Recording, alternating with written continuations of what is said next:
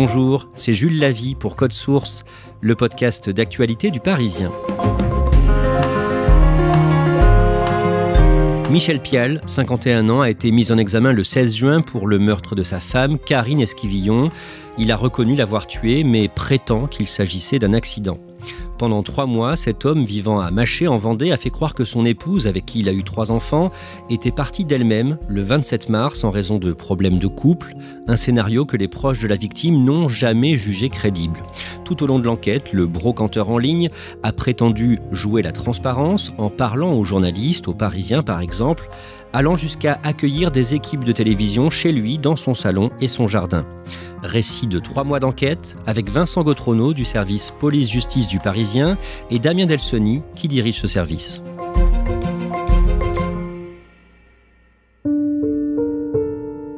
Le mercredi 14 juin, vers 8h30 du matin, Michel Pial est interpellé dans sa maison de Maché en Vendée. Et c'est vous, Vincent Gautrono, avec Jérémy Famelet du service police-justice du Parisien, qui révélez cette information sur le site du Parisien. Ça faisait plusieurs semaines qu'il se disait que Michel Pial allait un moment ou un autre être placé en garde à vue. Plus les jours passaient, plus il devenait le seul suspect, en réalité, de la disparition de sa femme.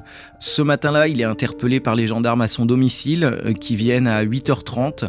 Les gendarmes ont choisi de ne pas interpeller à 6h du matin, comme c'est souvent le cas dans ce genre de dossier, le temps que ses enfants aillent au collège et qu'il soit seul au domicile pour qu'il ne soit pas interpellé sous les yeux de ses enfants.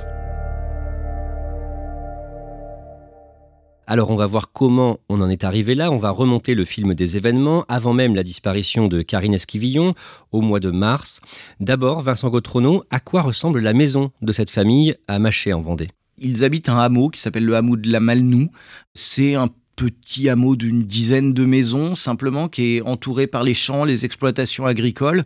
C'est une maison en vieille pierre, avec des volets verts d'eau. C'est vraiment un joli endroit, avec un grand jardin à l'arrière.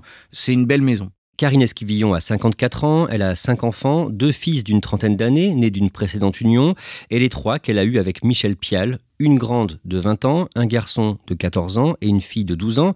Qui est Karine Esquivillon ? C'est avant tout, en tout cas c'est comme ça qu'elle est décrite par ses proches, c'est avant tout une maman qui a arrêté de travailler il y a une quinzaine d'années quand son dernier fils est né, parce qu'il est né atteint de surdité, donc ça a demandé plusieurs hospitalisations. Avant, elle travaillait en tant qu'aide sociale.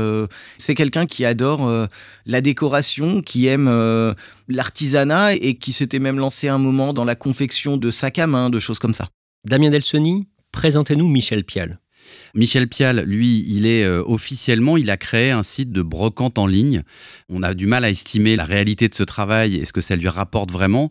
On n'arrive pas trop à savoir quelle est son activité exacte. Lui aussi, il s'occupe quand même pas mal de ses enfants, puisque en général, c'est lui qui va les chercher, notamment à l'école l'après-midi au collège. Le dernier fils de Karine, qui a maintenant 14 ans et donc sourd, on en parlait.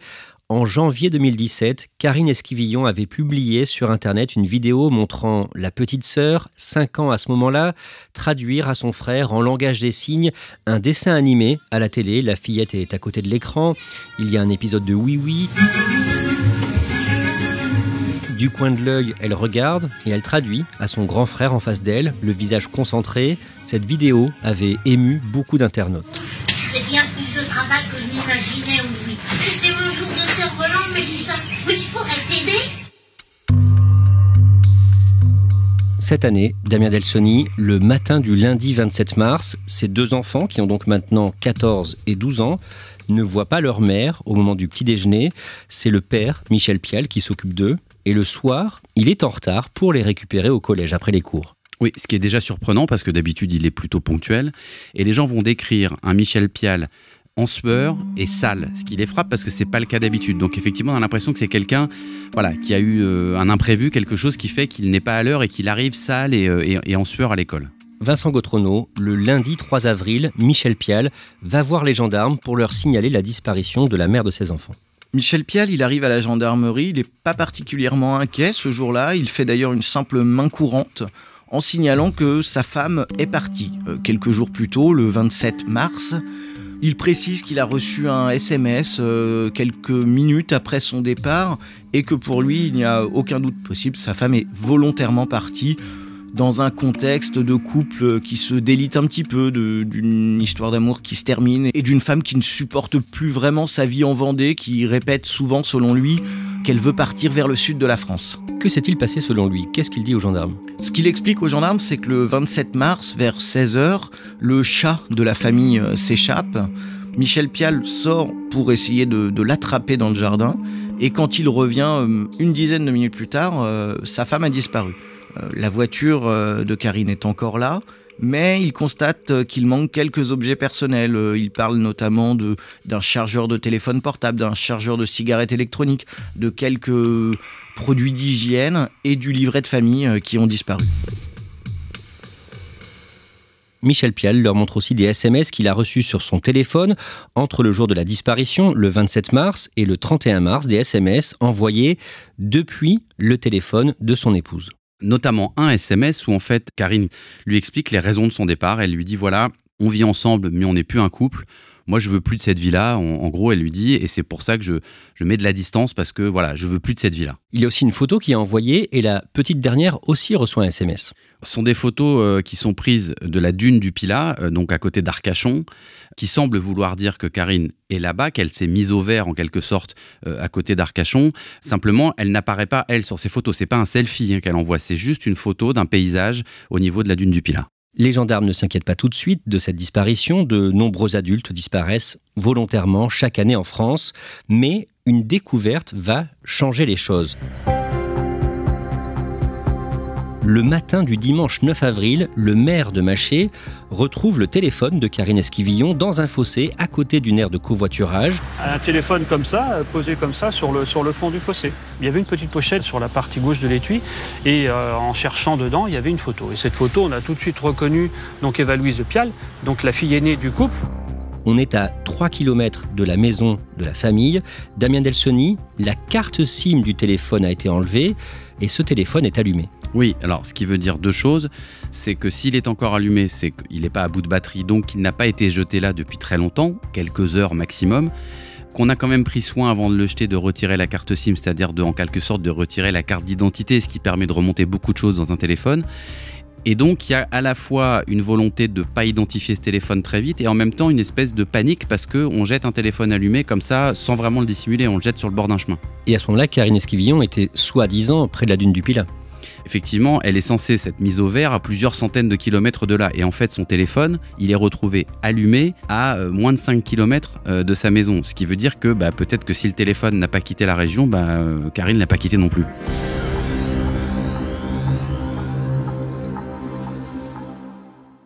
Damien Delsoni, il y a un autre élément qui surprend, notamment les proches de Karine Esquivillon. Ce sont ces photos soi-disant envoyées de la dune du Pilat.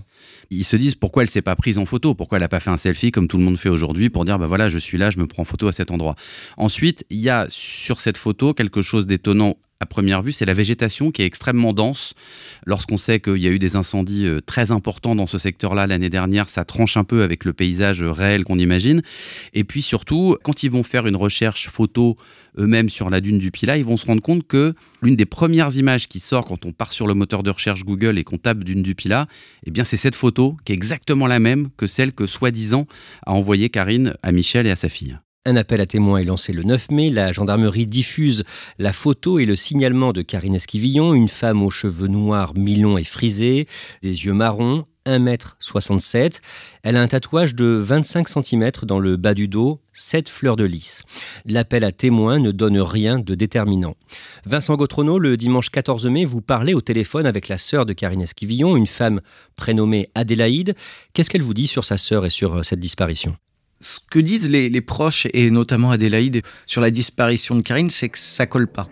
Ça ne colle pas que cette femme qui aime tant ses enfants, qui a tant fait pour eux, qui s'est battue beaucoup, notamment pour la scolarité de leur jeune garçon atteint de surdité, ça colle pas. Elle n'a pas pu partir comme ça en laissant derrière elle ses enfants. C'est pas cohérent. Vous allez sur place, à Maché, en Vendée, et le lundi 15 mai, vous marchez vers la maison du couple, cette jolie maison de pierre. Vous rencontrez Michel Pial. Effectivement, quand j'arrive devant chez lui, il est au téléphone. Ce qui est assez troublant, c'est que la première chose qu'il nous dit, c'est « Non, je parle pas aux journalistes. » Dans ces cas-là, Nous, on écoute et on s'en va. Et puis, étonnamment, là, à ce moment-là, il lâche son téléphone et il commence à parler. Et puis, la discussion durera un quart d'heure. Il y en aura une autre par la suite, assez longue aussi. Et il explique que sa femme est partie volontairement. Lui, il n'a aucun doute là-dessus. Peut-être avec quelqu'un, en tout cas vers le sud. Il vous paraît comment ? Étonnamment, il est très détendu. Il répond aimablement.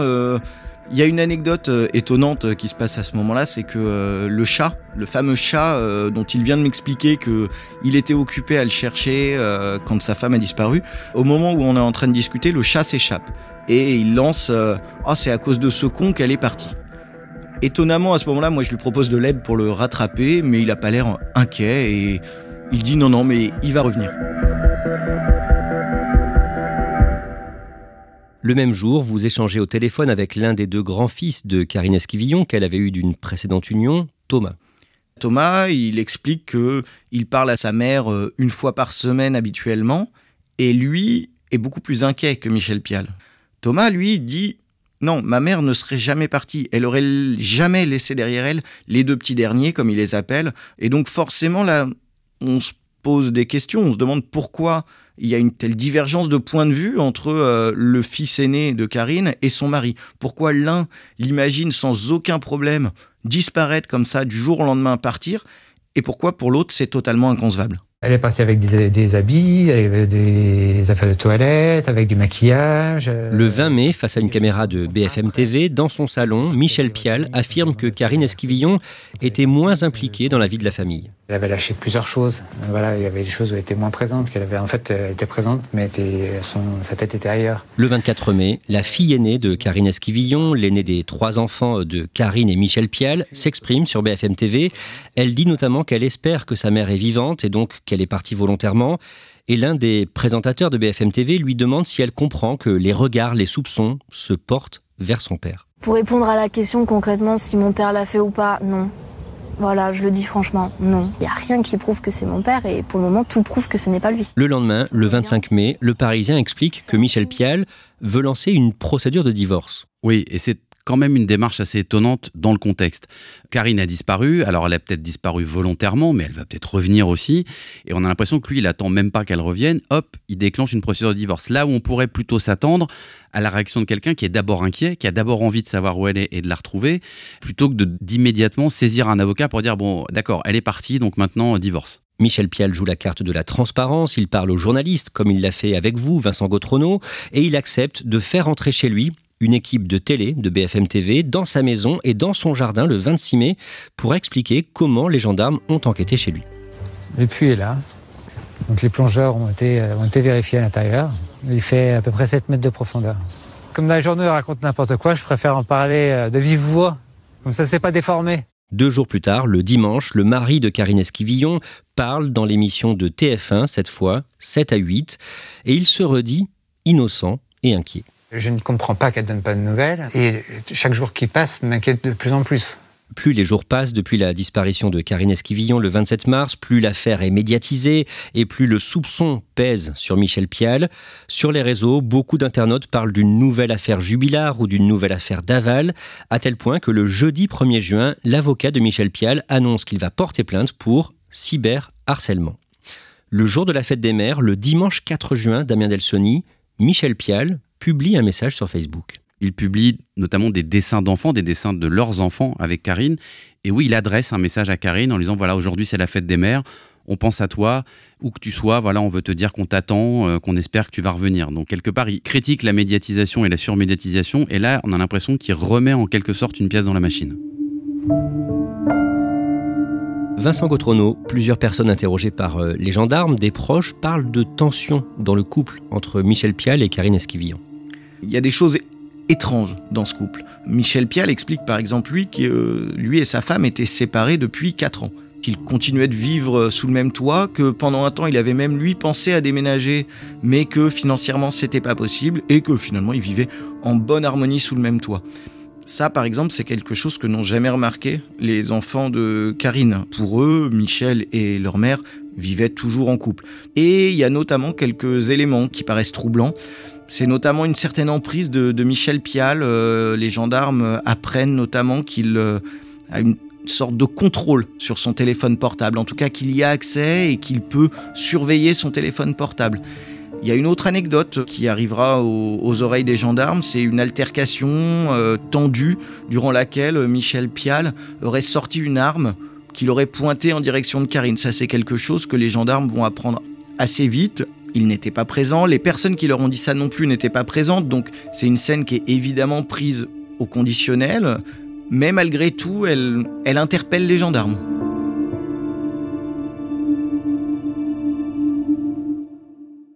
On en revient au début de cet épisode de Code Source. Le mercredi 14 juin, Michel Pial est interpellé. Au-delà des incohérences dans ses propos, les enquêteurs ont plusieurs éléments concrets contre lui, notamment des éléments de téléphonie. Oui, le téléphone, c'est toujours un outil extrêmement important dans les enquêtes judiciaires. Là, le téléphone de Michel Pial et le téléphone de Karine, ils vont dire une chose très importante, c'est que quand les gendarmes vont faire le bornage de ces 2 téléphones, ils vont borner à chaque fois au même endroit, au même moment. Ça veut dire que pendant la période où Karine est censée être loin du domicile et donc loin de Michel, leurs téléphones, eux, ils se suivent tout le temps. Ils activent les mêmes relais aux mêmes heures. Il y a aussi les SMS envoyés du téléphone de Karine Esquivillon après son prétendu départ le 27 mars et qui ne lui ressemblaient pas.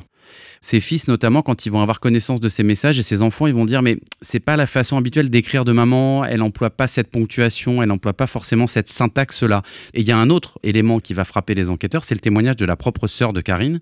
Elle va dire « je me souviens avoir envoyé un message à Karine pour son anniversaire », donc on est le 18 mars, quelques jours avant la disparition de Karine, et elle m'a répondu d'une façon extrêmement sèche, extrêmement froide, qui n'est pas du tout son habitude. Et surtout, elle a l'habitude de mettre plein d'émojis dans ses messages. Là, il n'y en avait pas du tout. Et elle dit aux gendarmes, j'ai eu l'impression que déjà à ce moment-là, c'était pas elle qui m'avait répondu. Donc avant même la date supposée de la disparition de Karine Esquivillon, le 27 mars, Michel Pial aurait eu la main sur son téléphone. C'est en tout cas une hypothèse qui est fournie par ses proches qui disent peut-être que déjà il avait pris en main le téléphone de Karine, sans doute à son insu, pour commencer un petit peu à manipuler tout le monde.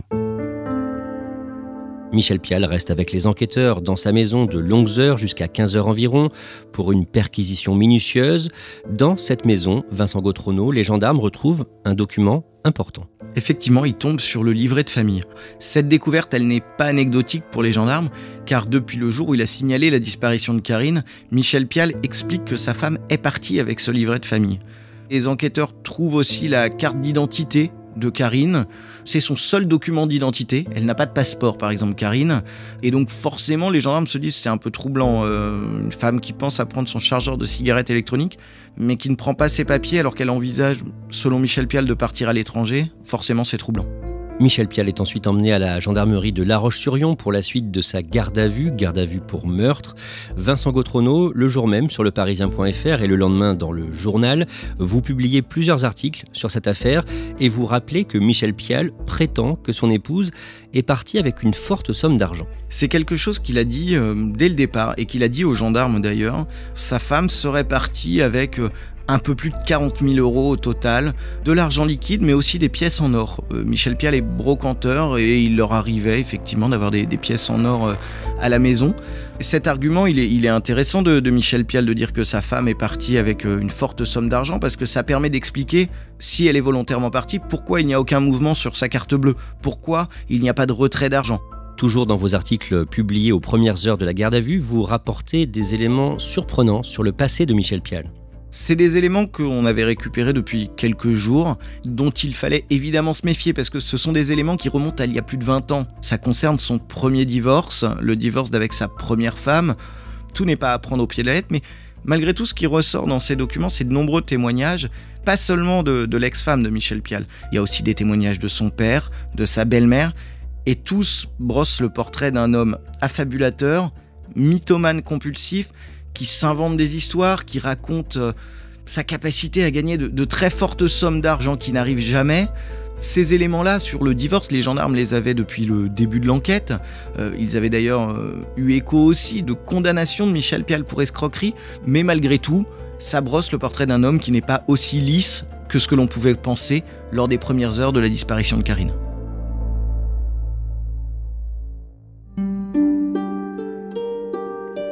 La garde à vue de Michel Pial a été prolongée. Elle doit se terminer le matin du vendredi 16 juin. Que se passe-t-il dans les tout derniers instants de cette garde à vue, dans la nuit du jeudi au vendredi ?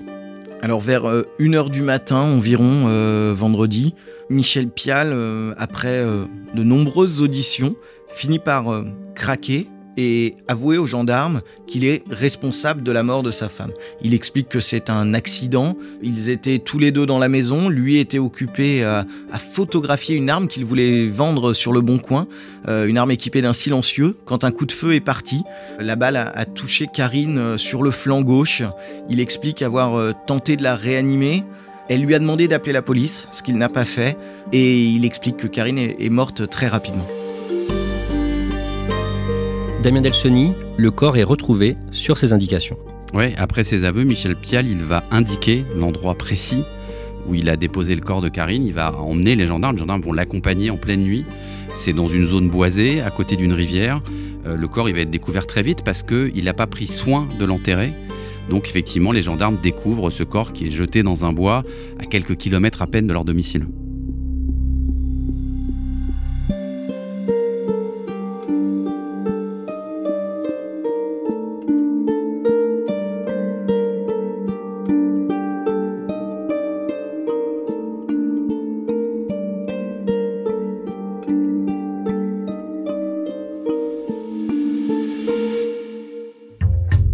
Merci à Damien Delseny et Vincent Gautrono.